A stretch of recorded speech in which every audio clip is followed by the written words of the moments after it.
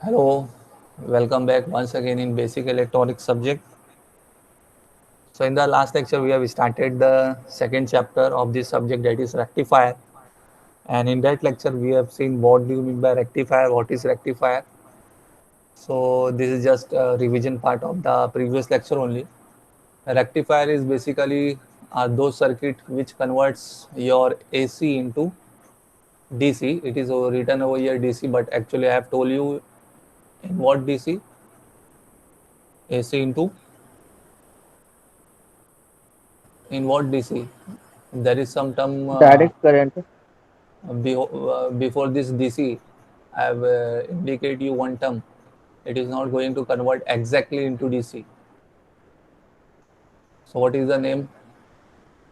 So rectifier of those circuit that converts AC into pulsating DC. Okay, some amount of AC component will be there in the output also. So that is known as pulsating DC. And we have seen what are the different types of rectifiers: half wave rectifier, full wave rectifier.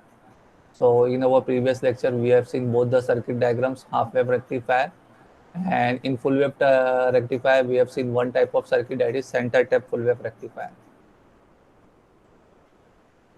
So this is your half wave rectifier circuit. So what is that half wave rectifier is doing? Because of just only one diode, it is conducting only one positive half cycle only, and in negative half cycle it will not going to conduct. आज समझ में आ रही है आप लोगों को क्या बता रहा हूँ मैं? रेक्टिफायर का मीनिंग लास्ट टाइम समझाया था। तो रेक्टिफायर वो सर्किट्स है जो क्या करते हैं, हमारे एसी कंपोनेंट को कन्वर्ट करते हैं डीसी में। वो एग्जैक्टली डीसी नहीं होता, इसलिए उसको क्या बोलते हैं, पल्सेटिंग डीसी बोलते हैं। और फिर हम लोग ने रेक्टिफायर के टाइप्स को किए थे, तो इन rectifier types we have seen half wave rectifier. तो ये हाफ वेव रेक्टिफायर का सर्किट डायग्राम है। इस हाफ वेव रेक्टिफायर के सर्किट डायग्राम में ये जो फ्रंट में आपके पास क्या है, it is step down transformer, जो एसी मेन सप्लाई वोल्टेज को क्या करेगा, कम करेगा, रिड्यूस करेगा। एंड आफ्टर द रिडक्शन, अब इस आपके सामने यहाँ पे एक डायोड यूज हुआ है इन द अपर साइड। तो जब भी सप्लाई की पॉजिटिव हाफ साइकिल आएगी तो ये डायोड फॉरवर्ड वाइज होगा, तो कंडक्ट करेगा, तो करंट कहाँ पे पहुंचेगा, आरएल में पहुंचेगा, लोड रेजिस्टेंस में पहुंचेगा, तो हम लोग को आउटपुट वोल्टेज मिलेगा। लेकिन जब भी एसी सप्लाई की नेगेटिव हाफ साइकिल आएगी, ये नीचे वाली साइकिल आएगी, तो इस नीचे वाली साइकिल में क्या होगा, डायोड विल नॉट कंडक्ट, ये रिवर्स बायस होगा, will not conduct, so there will be no flow of current. तो इसके लिए आप लोग को ये जो आउटपुट जो दिखेगा वो इस तरीके से दिखेगा। इनपुट में आप ये टाइप का साइकिल दोगे, ये पॉजिटिव हाफ साइकिल, ये नेगेटिव हाफ साइकिल, लेकिन डायोड जो है वो ओनली कंडक्ट करेगा पॉजिटिव हाफ साइकिल में, नेगेटिव हाफ साइकिल में नहीं कंडक्ट करेगा, तो वो क्लिप हो जाएगा। सो दैट्स वाई आपको जो आउटपुट में खाली क्या मिलने वाला है, पॉजिटिव हाफ साइकिल का ही करंट मिलने वाला है। तो यहाँ पे जो आउटपुट में आपको दिख रहा है ओनली पॉजिटिव हाफ साइकिल दिख रहा है, नेगेटिव हाफ साइकिल वाला आउटपुट नहीं दिख रहा है, क्लिप हो गया है, रिमूव हो गया है। तो ये करंट है, ये आउटपुट वोल्टेज है। तो this is your half wave rectifier, जिसके बारे में मैंने समझाया था हाफ वेव रेक्टिफायर के बारे में। सो ये सब चीज़ उसी के बारे में लिखा हुआ है जो चीज़ मैंने एक्सप्लेनेशन आप लोगों को दिया था।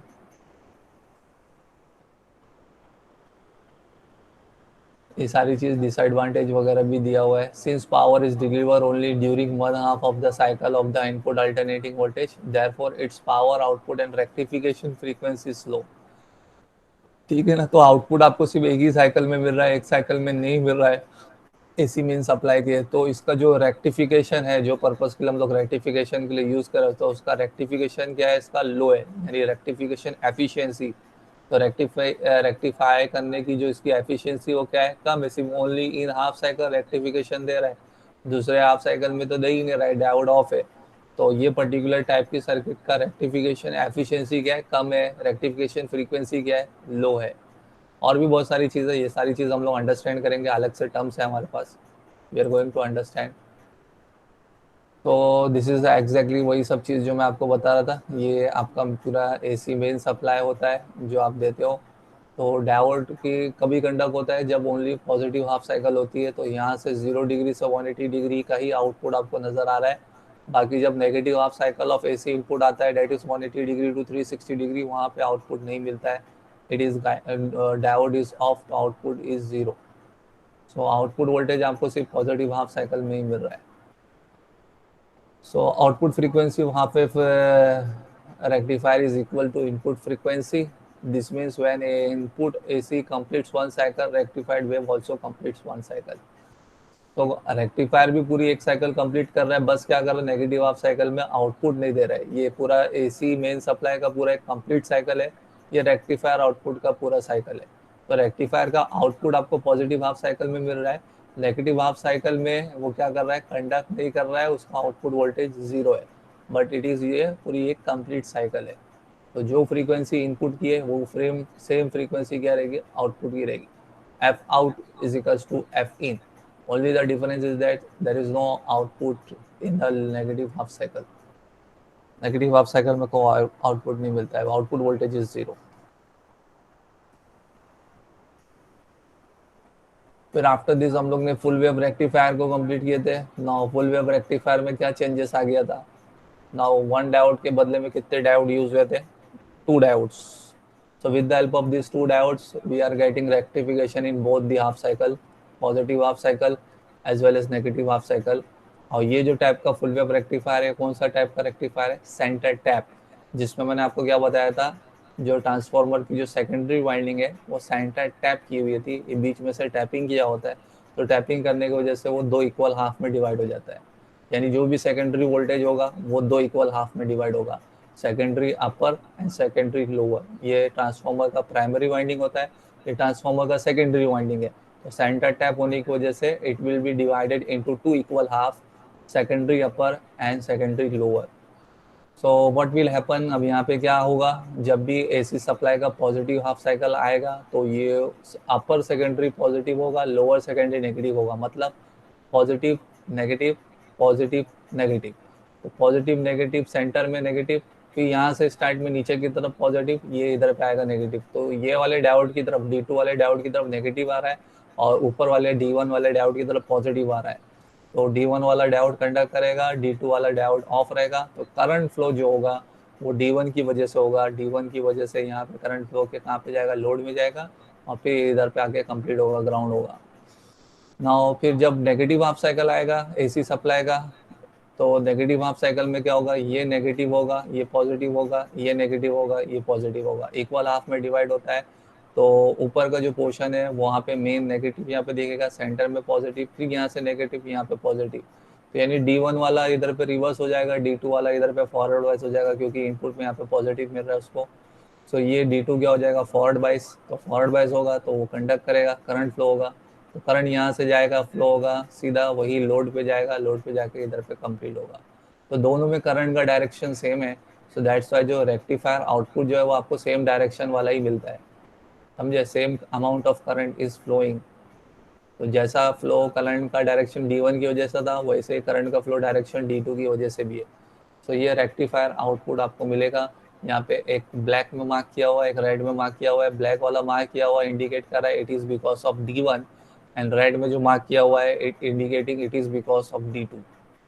सो from both the diode we are getting conduction, हम लोगों को कंडक्शन मिलता है। सर यस सर, वो जो ट्रांसफार्मर बीच में यूज किए वो स्टेप अप ट्रांसफार्मर था। ये स्टेप अप ट्रांसफार्मर नहीं रहेगा, स्टेप डाउन रहेगा। उसकी सेकेंडरी कॉइलिंग ज्यादा है। हाँ वो इधर पे शो किया हुआ है, लेकिन वो स्टेप डाउन ट्रांसफार्मर ही रहेगा, 230 वोल्ट में कम ही होगा वो। ये हो सकता है प्रेजेंटेशन में बना के मार्क किया हुआ है, ऐसा किया हुआ है गलत। Okay sir.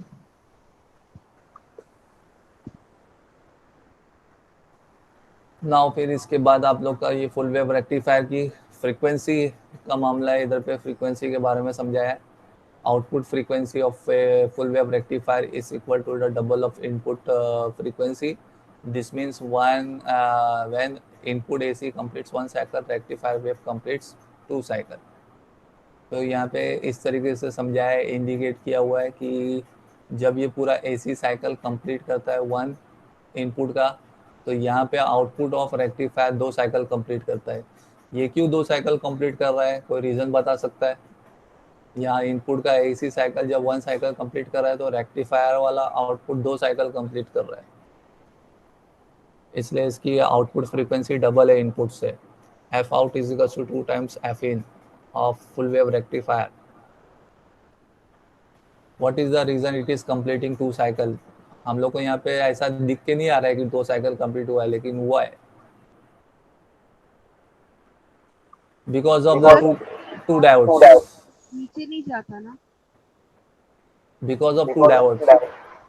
D1 वाले केस में पॉजिटिव में कंडक्ट कर रहा है, इनपुट के नेगेटिव में कंडक्ट नहीं कर रहा है, लेकिन वो पूरा फ्लो ले रहा है. ठीक है. सिमिलरली नीचे D2 वाले केस में जब इनपुट की पॉजिटिव हाफ साइकिल आ रही है तो उसमें वो कंडक्ट नहीं कर रहा है, लेकिन जब नेगेटिव हाफ साइकिल आ रही है तो उसमें क्या कर रहा है, वो कंडक्ट कर रहा है. So in this way because of the two diode conduction ये पूरी 2 साइकिल कंप्लीट कर रहा है रेक्टिफायर आउटपुट. वहाँ पे हाफ वेव रेक्टिफायर में एक ही था, तो सेम जैसे इनपुट फ्रीक्वेंसी थी वैसे आउटपुट फ्रीक्वेंसी है, लेकिन यहाँ पे फुल वेव रेक्टिफायर में output frequency is double of input frequency. Why? Because it is completing 2 cycle because of the 2 diodes conduction. तो एक साइकिल में कंडक्ट कर रहा है, एक साइकिल में नहीं कंडक्ट कर रहा है पहला वाला डायोड. सिमिलरली D2 वाला डायोड फर्स्ट वाले साइकिल में कंडक्ट नहीं कर रहा है, और दूसरे वाले साइकिल में क्या कर रहा है, वो कंडक्ट कर रहा है. सो इन दिस वे ये आउटपुट फ्रीक्वेंसी इसकी क्या है, डबल है as compare to the input frequency in case of full wave rectifier. और इसी तरीके से ये centre tap full wave rectifier का पूरा ये कंप्लीट डायग्राम आपको आउटपुट में दिखाया हुआ है. तो कंप्लीट आउटपुट ऑफ डायोड में यहाँ पे क्या आपको रेक्टिफायर में क्या नज़र आ रहा है. सो पहला जो कंडक्शन हो रहा है वो बिकॉज ऑफ किसकी वजह से हो रहा है, D1. सेकेंड जो कंडक्शन आपको नज़र आ रहा है वो because of D2. So rectification मिल रहा है आपको, दोनों भी हाफ साइकिल में मिल रहा है, पॉजिटिव में भी मिल रहा है, नेगेटिव में भी मिल रहा है. पॉजिटिव हाफ साइकिल में जो कंडक्शन मिल रहा है, रेक्टिफिकेशन मिल रहा है, वो बिकॉज ऑफ डायोड D1. और नेगेटिव हाफ साइकिल में AC सप्लाई के नेगेटिव हाफ साइकिल में जो कंडक्शन मिल रहा है वो बिकॉज ऑफ डायोड D2. तो ये कंप्लीट साइकिल है आपकी इधर पे. तो इस तरीके से यहाँ पे ये आपका D1 एंड D2. अब देखो यहाँ पे जो सवाल था आपका वो प्रीवियस डायग्राम में आपको दिख रहा था स्टेप अप जैसे, अब यहाँ पे सेम वाइंडिंग बना दिया. तो इट्स अ प्रेजेंटेशन मिस्टेक. हमेशा यहाँ पे कौन सा ट्रांसफॉर्मर यूज होगा, स्टेप डाउन ट्रांसफॉर्मर. ठीक है. तो स्टेप डाउन ट्रांसफॉर्मर और ये कौन सा है, सेंटर टैप. तो सेंटर टैप में क्या होता है, सेकेंडरी वाइंडिंग 2 इक्वल हाफ में क्या हो जाती है, डिवाइड हो जाती है. सो सेम यहाँ पे अमाउंट ऑफ जो पोलैरिटी होगी वो नीचे की तरफ भी सेम अमाउंट ऑफ पोलैरिटी रहेगी. तो ये पूरा फ्लो दिखा रहा है आपको, करंट का फ्लो किस किस तरीके से हो रहा है. जब ये डायोड D1 कंडक्ट करता है तो ये फ्लो में आ रहा है, जब ये डायोड D2 फ्लो करता है तो ये फ्लो में जा रहा है. यहाँ पे जस्ट अभी यहाँ पे लोड रेजिस्टेंस बीच में दिखा दिया. तो ये सब अलग अलग पैटर्न है डायग्राम बनाने के, जैसा मैंने आपको बताया था वैसा भी है, इस तरीके का भी है. Same diagram but in different fashion, different pattern. Now coming to the last type of rectifier, in case of full wave rectifier, there is also one type of rectifier which is known by the name full wave bridge rectifier. तो हम लोग ने यहाँ पे classification में देखे थे, हमारे क्लासिफिकेशन में हम लोग ने अंडरस्टैंड किए थे कि 2 टाइप के फुल वेव रेक्टिफायर है, एक centre tap full wave rectifier और एक फुल वेव ब्रिज रेक्टिफायर. तो अभी हम लोग को अंडरस्टैंड करना है फुल वेव ब्रिज रेक्टिफायर में. तो what is the main difference in full wave bridge rectifier. Full wave bridge rectifier में instead of 2 diodes there are 4 diodes. हम लोग क्यों प्रीफर कर रहे हैं full wave bridge rectifier, the main reason we have to use centre tap transformer. तो centre tap transformer is very very expensive, very very costly. तो वो centre tap transformer की वजह से वहाँ पे सेंटर टैप ट्रांसफार्मर यूज़ करना पड़ता था वो वाले केस में जिसमें 2 डायोड यूज़ होता था. तो अगर वो सेंटर टैप ट्रांसफार्मर से हमको बचना है तो वो केस में आपको फुल वेव रेक्टिफिकेशन चाहिए. तो there is a new pattern, तो जहाँ पे आपको ब्रिज टाइप के डायोड्स का अरेंजमेंट यूज़ करना पड़ेगा. तो इसके लिए यहाँ पे इसका नाम दिया हुआ है full wave bridge rectifier. So consisting of 4 diodes instead of 2. तो centre tap full wave rectifier में 2 डायोड यूज होते थे, और bridge type full wave rectifier में कितने डायोड्स यूज होंगे, 4 डायोड्स यूज होंगे, वो भी ये पैटर्न में. तो this arrangement of diodes is known as bridge arrangement, hybrid. तो ऐसे अरेंजमेंट को हमेशा हम लोग ब्रिज अरेंजमेंट बोलेंगे. तो ये डायोड्स का 4 डायोड्स का जो अरेंजमेंट आपके सामने दिया हुआ है, जो फैशन में अरेंज किया हुआ है, So this arrangement, this fashion is only known as what? Bridge. तो ये डायोड का ब्रिज है, तो दैट्स वाई इसका नाम क्या दिया हुआ है? Full wave bridge rectifier. ये चीज़ क्यों कर रहे हैं, क्यों प्रीफर कर रहे हैं? Because of avoiding the centre tap transformer. तो सेंटर टैप ट्रांसफॉर्मर का यूज़ अवॉइड करने के लिए हम लोग bridge type arrangement of diode का यूज़ कर रहे हैं। नाउ कैसा अरेंजमेंट किया हुआ है, जरा आप लोग ध्यान से देखो। इधर पे दो दो डायोड का डायरेक्शन सेम दिखाई देगा। अब ये जो मार्क किया हुआ है आपको D1 और D3, तो D1 और D3 का डायोड का जो डायरेक्शन है वो आपको सेम नज़र आएगा। ओके, और इसी तरीके से D2 और D4, ये दोनों डायोड का डायरेक्शन सेम नज़र आएगा। So we have arrange the diode in such a fashion that कि यहाँ पे अभी दो चीज़ इन लोग की इधर पे दो डायोड का डायरेक्शन सेम नज़र आएगा, D1 and D3, D2 and D4। और इन लोग का अरेंजमेंट इस तरीके से किया हुआ है कि जब करंट सप्लाई जब भी मिले, जब कोई भी इसको पॉजिटिव नेगेटिव पोलैरिटी मिले, तो दो डायोड आजू बाजू के एक साथ नहीं कंडक्ट करेंगे। ये हमेशा इसका अरेंजमेंट ऐसा किया हुआ है कि the two diodes which are nearby या in continuation in consecutive, they will not conduct same at a time. तो जो डिफरेंट डिफरेंट टाइप के फैशन में जो डायग्राम में हम लोग ने बनाया है कि जो दो डायोड का डायरेक्शन सेम है, so they are not consecutive with each other, वो दोनों एक साथ आजू बाजू में नहीं है ऐसे, इसलिए तेरे को गैप रख के दिया हुआ है दोनों डायोड का डायरेक्शन सेम। सो D1 और D3 का डायरेक्शन सेम है, D2 एंड D4 का डायरेक्शन सेम है, और दोनों आजू बाजू में नहीं है, एक डायोड का गैप करके एक दूसरे डायोड में दोनों का अरेंजमेंट है। तो ये कुछ रीज़न से किया हुआ है, ये रीज़न की वजह से, ये अरेंजमेंट की वजह से ही आपको रेक्टिफिकेशन जो है वो फुल वेव में मिलेगा। ना कैसे मिलेगा वो जरा अभी अंडरस्टैंड करते हैं हम लोग को, मैं आपको समझाता हूँ, एक्सप्लेनेशन देता हूँ। अब उसका एक्सप्लेनेशन देने के लिए सबसे पहले हम लोग को वही चीज़ अंडरस्टैंड करना है कि एसी सप्लाई आया आपके पास, एसी सप्लाई में पॉजिटिव हाफ साइकिल भी है, नेगेटिव हाफ साइकिल भी है। तो जब एसी सप्लाई का positive half cycle secondary voltage पे आता है, तो ऊपर वाला पॉजिटिव हो जाएगा, ए वाला पार्ट पॉजिटिव, बी वाला पार्ट क्या हो जाएगा? नेगेटिव। तो ये जो पॉजिटिव होने की वजह से अब कौन कौन से डायोड फॉरवर्ड बायस होंगे, जरा आप लोग वो ध्यान दो। ये ए पार्ट पॉजिटिव होने की वजह से which diode is going to be forward bias? तो सबसे पहले आपके पास D1 वाला डायोड फॉरवर्ड बायस होगा। क्यों? क्योंकि ये जो पॉजिटिव पोलैरिटी है, पॉजिटिव जो साइकिल है, वो फॉरवर्ड बायस किसको कर रहा है? D1 डायोड का कर रहा है। ठीक है, ये पॉजिटिव एनोड है, ये कैथोड है। तो पॉजिटिव पोलैरिटी पे आने के वजह से, positive half cycle of AC supply आने की वजह से diode D1 will become what? Forward bias. और दूसरा कौन सा आपका फॉरवर्ड बायस होने वाला है? Which diode is going to be forward bias, और कौन सा दूसरा डायोड फॉरवर्ड बायस होने वाला है? और नीचे क्या है आपके पास? नेगेटिव पोलैरिटी है। तो नेगेटिव पोलैरिटी होने की वजह से ये D2 तो फॉरवर्ड बायस नहीं होगा, क्योंकि यहाँ पे इसके पास नेगेटिव आ रहा है। हाँ, लेकिन D3 वाले पे यहाँ पे पॉजिटिव एनोड होता है, कैथोड क्या होता है? नेगेटिव। तो कैथोड पे आपको इधर पे नेगेटिव दिखेगा, तो नेगेटिव दिखने की वजह से ये जो D3 वाला डायोड है, ये क्या होगा? आपका फॉरवर्ड बायस होगा। तो ऊपर पॉजिटिव और नीचे नेगेटिव, तो ऊपर पॉजिटिव की वजह से D1 वाला डायोड फॉरवर्ड बायस हो रहा है, नीचे नेगेटिव यहाँ पे नज़र आने की वजह से यहाँ पे जो कैथोड को नेगेटिव चाहिए, तो ये कैथोड को नेगेटिव होने की वजह से यहाँ पे ये पोलैरिटी लोअर पोलैरिटी पे रहेगा, लोअर पोटेंशियल पे रहेगा, तो ये आपका फॉरवर्ड बायस हो जाएगा। तो it means that in the positive half cycle of AC supply दो डायोड फॉरवर्ड बायस हो रहे हैं और दो डायोड रिवर्स बायस हो रहे हैं। तो जो दो डायोड रिवर्स बायस हो रहे हैं वो कौन से हो रहे हैं? एक आपका D2 और एक आपका D4। तो ये दोनों नॉन कंडक्शन स्टेट में रहेंगे, यानी एकदम ओपन जैसा रहेंगे, लोग ओपन जैसा। और क्लोज पाथ कौन सा बनने वाला है? स्विच क्लोज, कौन सा स्विच क्लोज बनने वाला है? D1 और D3। तो अब करंट का जो फ्लो होगा वो फ्लो किस तरीके से जाएगा? ये ए पार्ट से लेके बी पार्ट पे जा रहा है, इधर पे करंट फ्लो यहाँ से हुआ, फ्लो होके जाके फिर लोड रेजिस्टेंस पे जाएगा, लोड रेजिस्टेंस पे जाके फिर इधर पे ऐसा आपका कहाँ पे कंप्लीट करेगा? D3 से फ्लो होके, क्योंकि D3 भी क्या है? कंडक्शन स्टेट में, और इस तरीके से जाके कंप्लीट करेगा circuit. So in this way, the circuit is completing with the help of flow of the current because of D1 and D3 conduction. तो D1 और D3 डायोड कंडक्ट होने की वजह से करंट आपका फ्लो हो रहा है A से B, then coming to load resistance path, load resistance path पे जाके फिर D2C पाथ जा रहा है, D2C पाथ जाके आपका इधर पे कंप्लीट कर रहा है। So this is completing the path. तो आपको पॉजिटिव हाफ साइकिल, जब भी एसी सप्लाई का पॉजिटिव हाफ साइकिल आएगा, तो करंट का जो कंडक्शन है, करंट थ्रू आरएल जो मिलेगा वो किसके डायोड के थ्रू मिलने वाला है, D1 एंड D3। सो जो आपका जो करंट जो फ्लो हो रहा है because of D1 and D3, तो D1 एंड D3 कंडक्ट कर रहे हैं।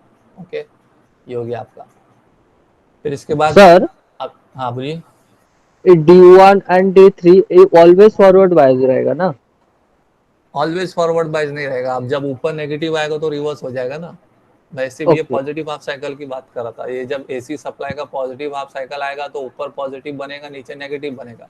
तो ये ऊपर जब पॉजिटिव बन रहा है तो ये फॉरवर्ड बाइज हो रहा है, और नीचे नेगेटिव बन रहा है तो ये फॉरवर्ड बाइज हो रहा है। तो जब एसी सप्लाई का पॉजिटिव हाफ साइकिल आएगा तो ये दोनों डायोड फॉरवर्ड बाइज होंगे, D1 और D3 फॉरवर्ड बाइज होंगे।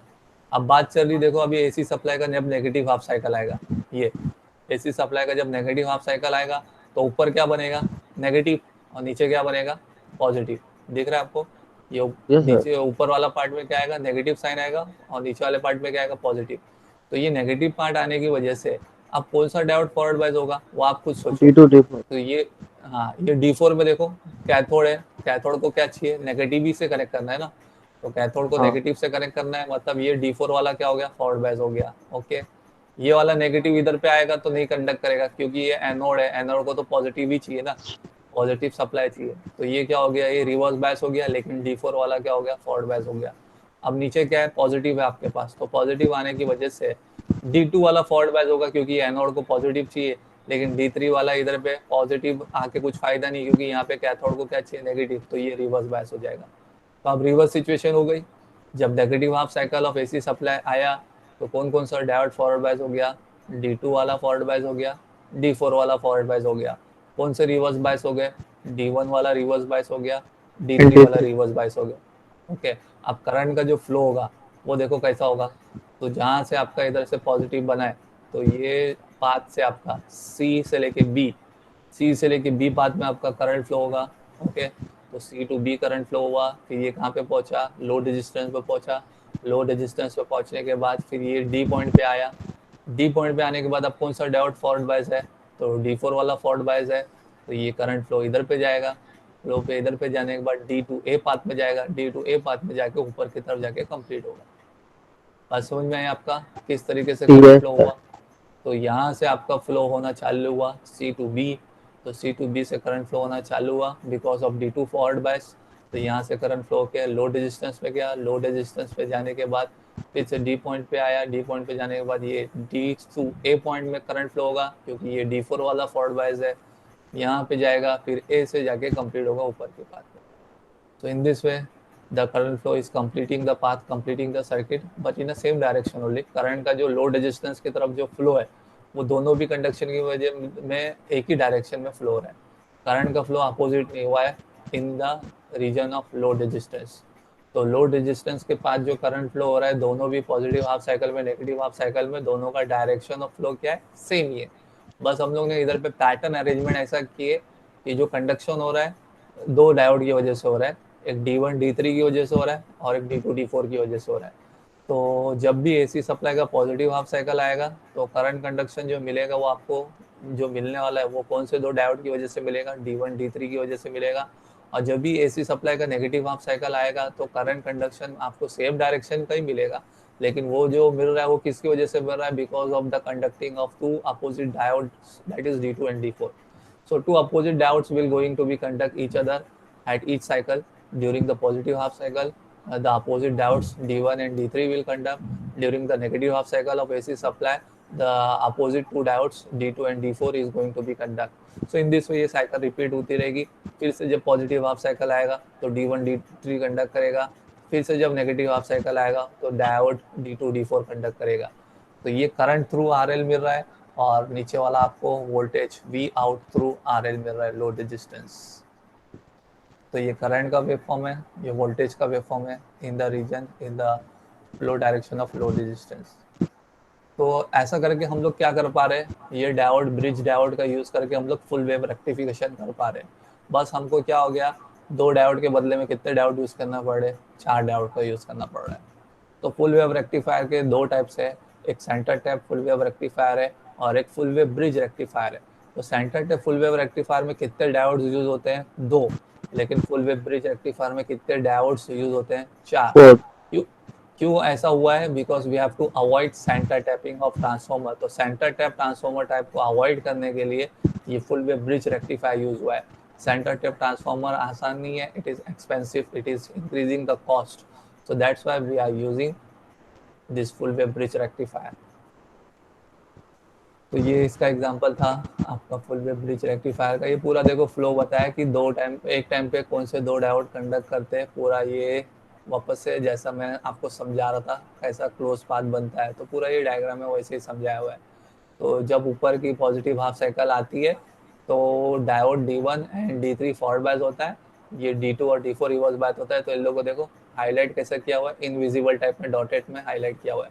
तो जो करंट का फ्लो होगा आपका यहाँ से स्टार्ट हुआ, D1 के पाथ को फॉलो किया, लोड रेजिस्टेंस पे गया, यहाँ से गया, फिर यहाँ पे ये पॉइंट पे आया, ये पॉइंट में आके फिर आपका D3 के थ्रू करंट फ्लो हुआ और यहाँ पे नेगेटिव में आके साइकिल कंप्लीट किया।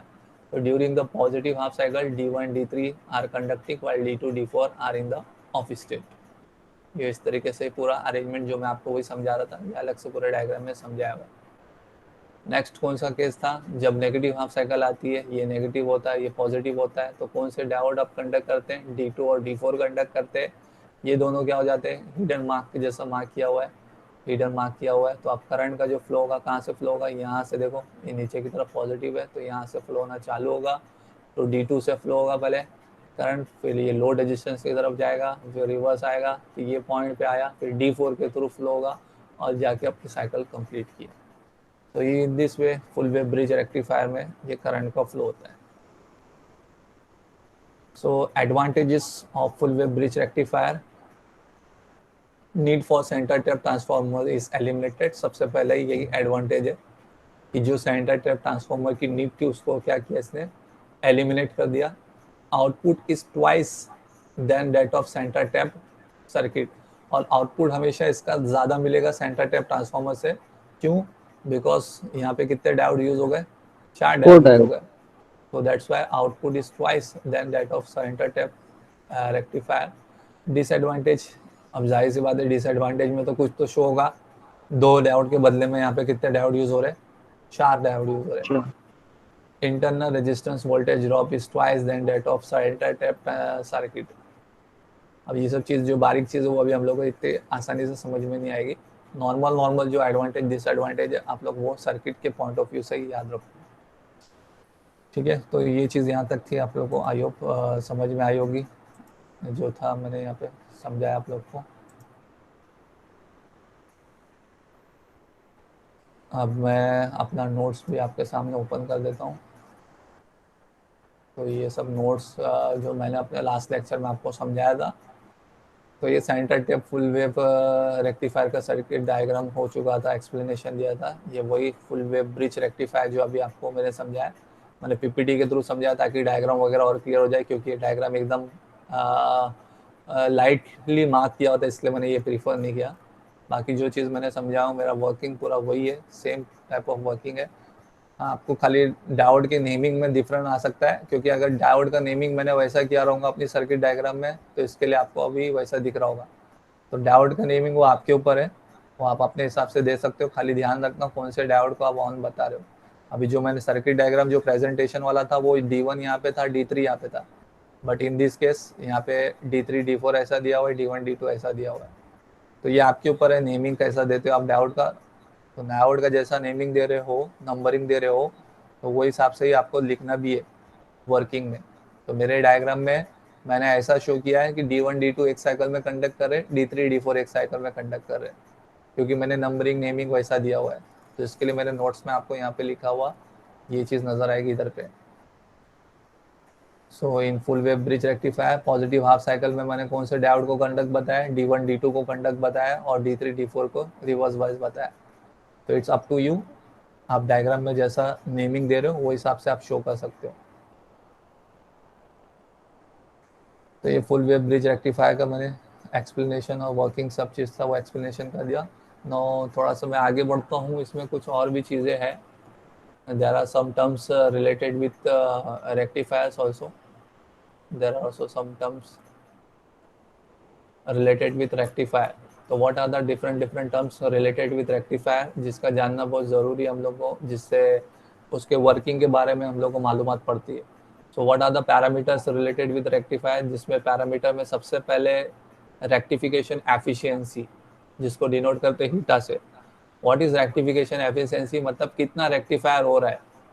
तो what is definition of rectification efficiency, तो it is defined as the ratio of DC output power to the AC input power.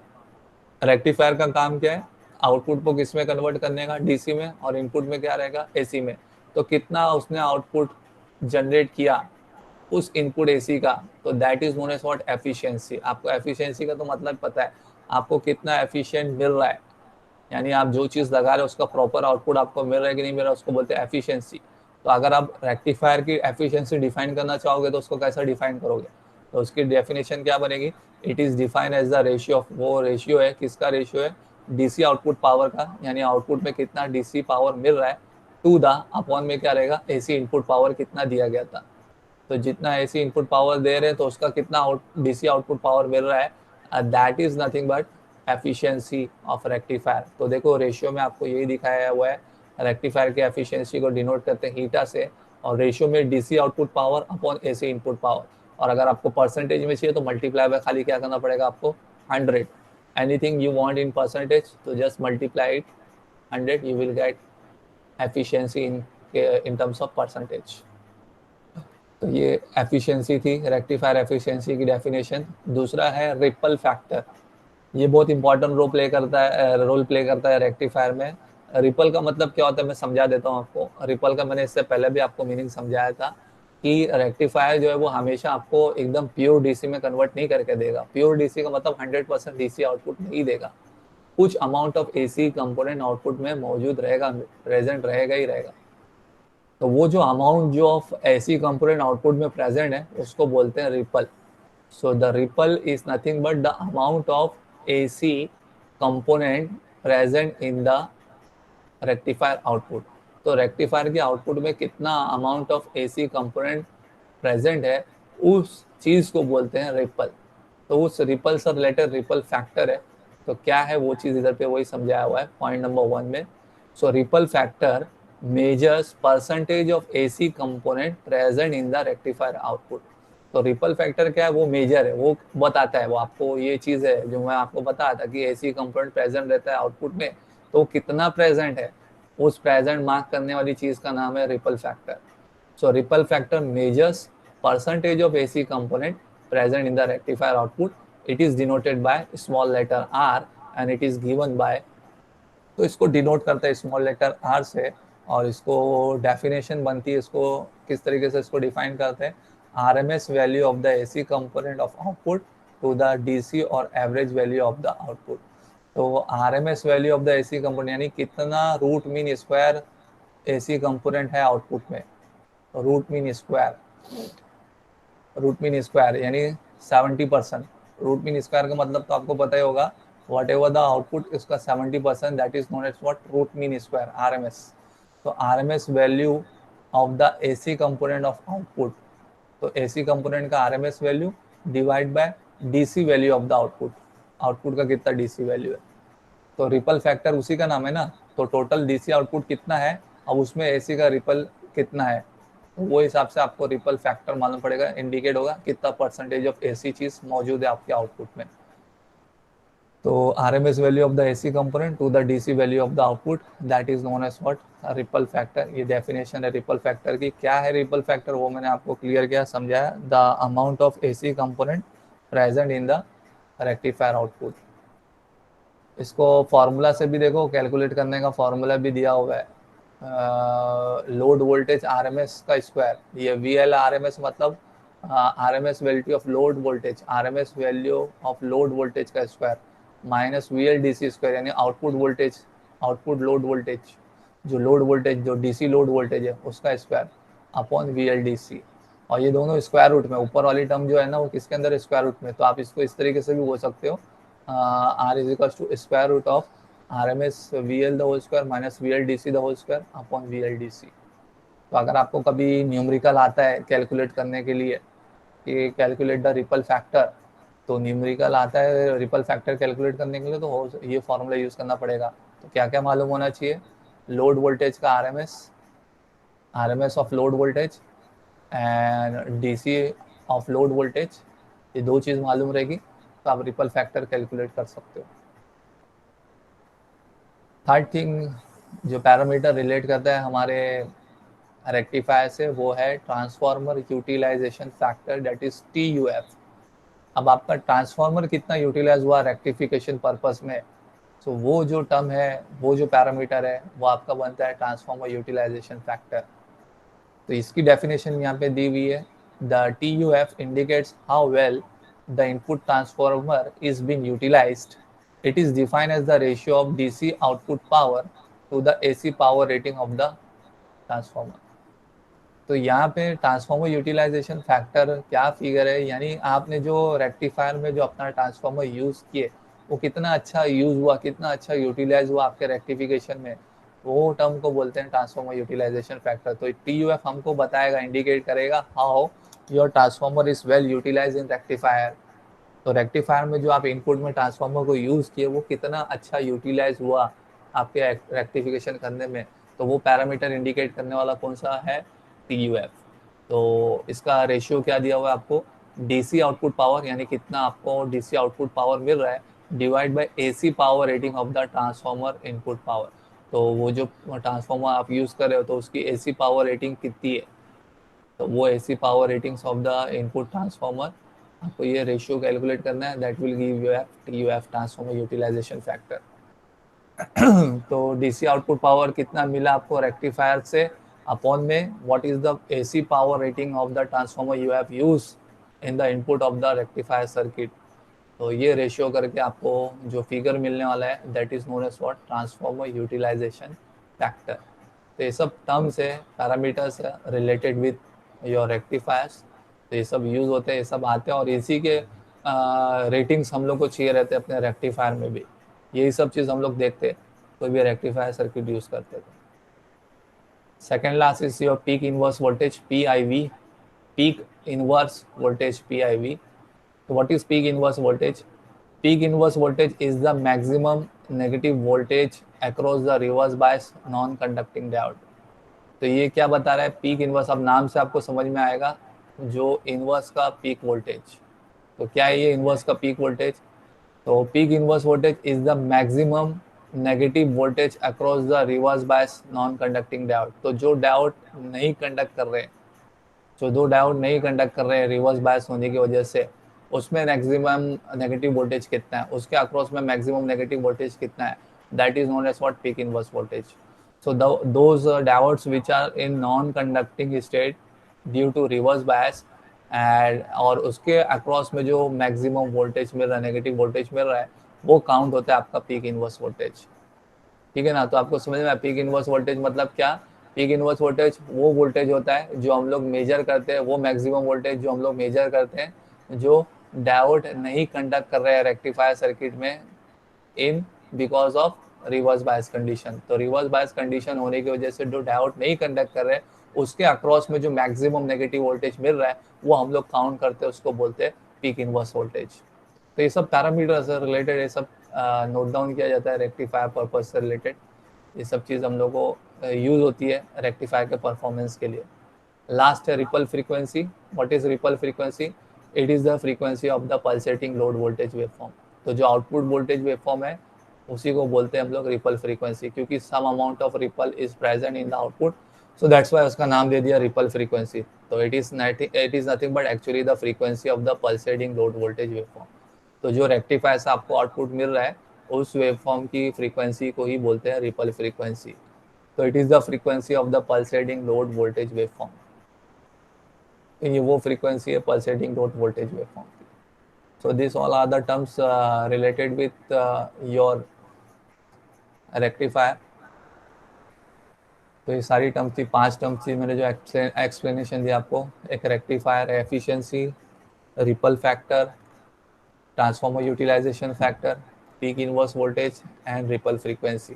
और ये सारी चीज़ें ना आपको कंपैरिजन में आएगी।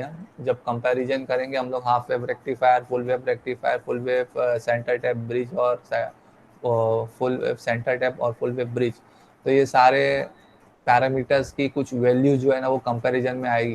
तो ये वैल्यू बहुत इंपॉर्टेंट है, हम लोग को याद रखना है। कितनी कितनी वैल्यू है हर डायोड की, हर रेक्टिफायर की, वो हम लोग पढ़ेंगे। In the next lecture I will show you the comparison of all the 3 types of rectifier. उसमें मैं आपको ये समझाऊंगा कि कौन सी वैल्यू, कौन से पैरामीटर की वैल्यू कितनी होती है कौन से टाइप में। आज के लेक्चर में मैंने आपको जो बाकी बचा हुआ था, एक फुल वेव ब्रिज रेक्टिफायर था, वो एक्सप्लेनेशन दिया हूँ। And what are the different different terms parameters related with rectifier, वो चीज़ का मैंने आपको एक्सप्लेनेशन यहाँ पे दिया हूँ, यहाँ पे कराया हूँ। I hope you must have been understood, आप लोग को समझ में आया होगा। अगर किसी को कुछ डाउट है, कुछ ऐसा है, तो वो पूछ सकता है मुझसे। I will definitely sir explain. मुझे हाफ हाफ वेव रेक्टिफायर में थोड़ा प्रॉब्लम है। आपको हाफ वेव रेक्टिफायर में क्या प्रॉब्लम हुआ है, मतलब कैसा, मतलब कहाँ पे? मतलब इन जैसे फुल वेव में एक ही टाइम में एक फॉरवर्ड वाइज में काम करते हैं और एक रिवर्स वाइज में, हाँ बट हाफ वेव में एक ही रहता है ना उसमें, क्या बोलते हैं, हाँ, डायोड, एक ही, वन डायोड रहता है ना उसमें। हाँ एक ही डायोड, ये डायग्राम लेके आ गया मैं, एक ही डायोड रहता है। हाँ, हाँ, दिख रहा है ना आपको, डायग्राम दिख रहा है ना? Yes sir. हाँ, तो ये एक ही डायोड होता है। तो ये एक ही डायोड होने की वजह से अब जब भी एसी सप्लाई का जब पॉजिटिव हाफ साइकिल आएगा तो ऊपर पॉजिटिव बनेगा, नीचे नेगेटिव बनेगा। ओके, तो जब ऊपर ओके पॉजिटिव बनेगा तो सिर्फ ये डायोड ही क्या होगा, फॉरवर्ड बाइज होगा, और फॉरवर्ड बाइज होके ये खाली यहाँ से करंट फ्लो होगा। ठीक है, नीचे तो कुछ है ही नहीं, मतलब डायोड ही नहीं इसमें है। रिवर्स वाइज नहीं होगा। इसमें रिवर्स बाइस कुछ मामला ही नहीं है ना। रिवर्स बाइस होगा, okay okay diode reverse bias हो रहा है, कौन से केस में हो रहा है? जब एसी सप्लाई का जब नेगेटिव हाफ साइकिल आ रहा है। तो जब एसी सप्लाई का नेगेटिव हाफ साइकिल आ रहा है तो ऊपर नेगेटिव बनेगा, नीचे पॉजिटिव बनेगा। ठीक है, तो ऊपर नेगेटिव बनने की वजह से अब ये डायोड क्या हो जाएगा, रिवर्स बाइस होगा। तो नेगेटिव हाफ साइकिल वाली साइकिल में, एसी की नेगेटिव हाफ साइकिल में, ये डायोड कंडक्ट नहीं करेगा। अब यहाँ पे कोई दूसरा डायोड है ही नहीं, तो उसका तो कुछ सवाल ही नहीं होता नीचे पॉजिटिव आए या नेगेटिव आए। हमको सिर्फ ऊपर ही से लेना देना है, क्योंकि एक ही डायोड यूज हो रहा है। तो ये वाला डायोड ओके कब फॉरवर्ड बाइज होगा? जब भी एसी सप्लाई का पॉजिटिव हाफ साइकिल आएगा तो कंडक्ट करेगा, जब एसी सप्लाई का नेगेटिव आएगा तो रिवर्स होगा। अब नीचे पॉजिटिव आए नेगेटिव आए, बिपोलैरिटी की तरफ उससे कुछ लेना ही देना ही नहीं हो रहा है, क्योंकि यहाँ पे कुछ डायोड ही नहीं है। तो एक ही डायोड होने की वजह से जो पूरा ध्यान है वो कहाँ पे रहेगा, सिर्फ ऊपर की तरफ रहेगा। तो when ever AC supply positive come, diode will become forward बाइस। When ever AC supply negative come, diode will become reverse bias. तो आउटपुट आपको सिर्फ एक ही साइकिल का मिलेगा, दूसरे साइकिल में ब्लैंक रहेगा, दूसरे साइकिल में डायोड कंडक्ट नहीं कर रहा है। क्लियर है, ओके समझ सर। में आया मैं क्या बोला हूँ? पॉजिटिव हाफ यस साइकिल में सर। कंडक्ट करेगा, नेगेटिव में कुछ है ही नहीं, रिवर्स बाइस हो रहा है, तो आउटपुट जीरो रहेगा। Yes sir. अब क्लियर हो गया? अब तो कुछ डाउट नहीं यस है सर। इसमें? No. Okay, so thank you very much all of you for joining, understanding, listening. अपना असाइनमेंट सबमिट कर दो टाइम पे और पढ़ाई करो घर पे। Stay well, stay safe. Thank you.